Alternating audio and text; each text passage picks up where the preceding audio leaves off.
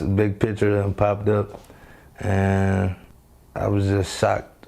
10, I saw it on TV, and that's how I found out. Jeffrey Dahmer's story has been told a million times before, most recently in Ryan Murphy's new true crime series Dahmer, Monster, the Jeffrey Dahmer story for Netflix.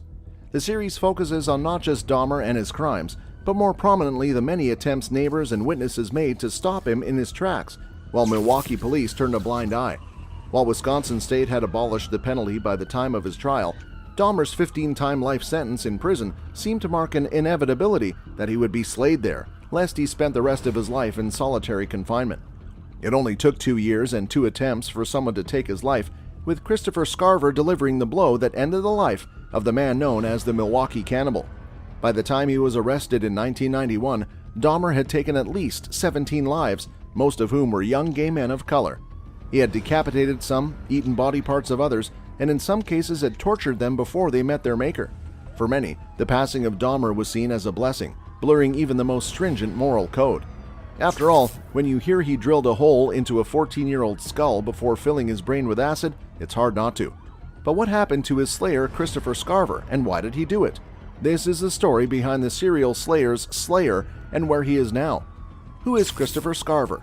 Christopher J. Scarver Sr., born 1969 in Milwaukee, was originally in prison for the 1990 slaying of Steve Lohman, a training program worker. A high school dropout, Scarver had trained at the Wisconsin Conservation Corps work program as a carpenter. He believed after the program was complete, he would be employed full-time, following a promise by Supervisor Edward Patz. However, when the job never materialized, Patz was fired before it could be, and angry Scarver had returned to the center in order to confront him about it. By that point, Scarver had been using marijuana for a number of years and had been drinking heavily. He'd also started getting motivated by a voice inside his head declaring him the chosen one. On June 1, 1990, Scarver returned to the Corps Center to confront them and found 27-year-old Steve Lohman, Patz's replacement, and site manager John Fayen. Holding Lohman at gunpoint first, he demanded money, and when he only received $15, shot Lohman straight in the head. Despite Lohman being lifeless, Scarver would then shoot him 2 more times. In order to spare his life, Fayen gave Lohman a $3,000 and his credit card to get him to go away.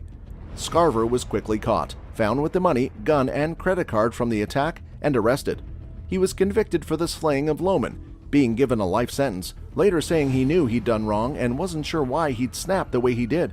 In 1992, he was sent to Columbia Correctional Institution in Portage, Wisconsin.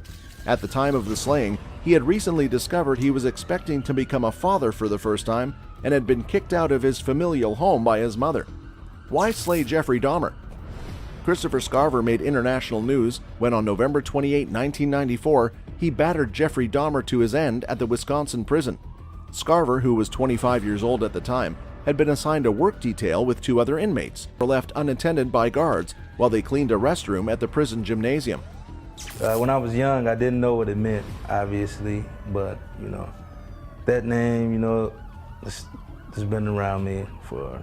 That you heard the name Jeffrey Dahmer?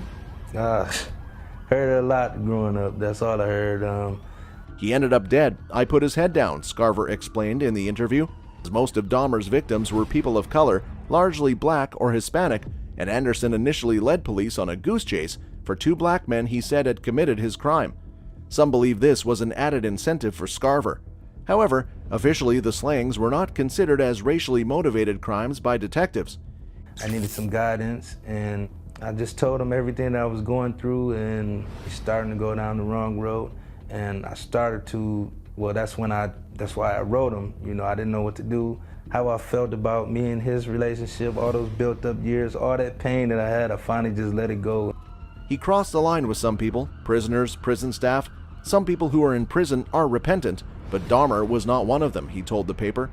He claims among Dahmer's pranks, he would use ketchup packets to mimic blood and would shape prison food into the shape of body parts to play up his Milwaukee Cannibal persona. This was later seemingly backed up by Madison pastor Roy Ratcliffe, who said he'd been told by prison guards Dahmer would joke, "I bite," and had a Cannibals Anonymous meeting poster in his cell. However, this claim was rebuked by Gerald Boyle, who had defended Dahmer at his trial, saying taunting wasn't the serial slayer's style. Dahmer was such a milquetoast. He would have never done that stuff, Boyle told media. He slayed people, but he didn't taunt people. I never saw him do anything that would lead me to believe that he would mimic the passings that he caused. I just don't believe that." Scarver had never had direct interaction with Dahmer ahead of slaying him, instead opting to keep a distance from the serial criminal who, after moving to general population, had to have a prison guard with him at all times because he was a prime target for other inmates. In the last few months of his life, Dahmer had also become a born-again Christian after studying the Bible, with his baptism occurring just months before his passing. After being arrested for the double slaying, Scarver initially pleaded insanity due to his past history with mental health issues. Shortly after the slaying of his first victim, Lohman, Scarver declared that he was the chosen one and had a number of voices telling him what to do.